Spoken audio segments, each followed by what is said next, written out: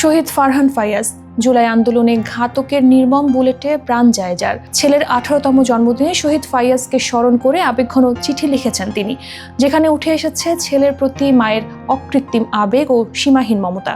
যে চিঠি সামাজিক যোগাযোগ মাধ্যমে তুলে ধরেছেন মেক্সিকোতে নিযুক্ত বাংলাদেশি রাষ্ট্রদূত মুশফিকুর ফজল আনসারি। যে চিঠি পড়ে আপ্লুত বহু নেটিজেনরা।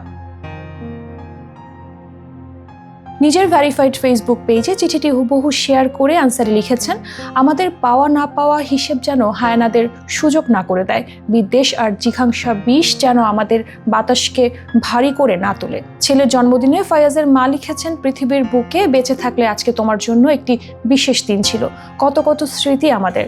আব্বা, আমি জানি তুমি খুব ভালো আছো।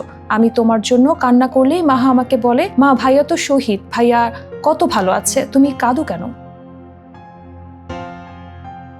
শহীদ ফায়াজকে স্মরণ করে তার মা আরও লিখেছেন, সেদিন বাজার করতে গিয়ে যে চকলেটের শেলফের সামনে দিয়ে যাচ্ছি আমি দেখতে পেলাম ঠিক তুমি দাঁড়িয়ে, আর ক্যাডবেরির একটা বড় সিল্কের প্যাকেট আমাকে দেখিয়ে বলছো, মুনাম্মা নেই এটা? বাবা, আমি আর চকলেট কিনি না, মাহা মাইরিনও আর আবদার করে না। সেদিন মাইরিন মাহাকে বলেছে, জানো মাহা, মা আর কখনো বিরিয়ানি রাঁধবে না, ভাইয়া যে নেই তাই।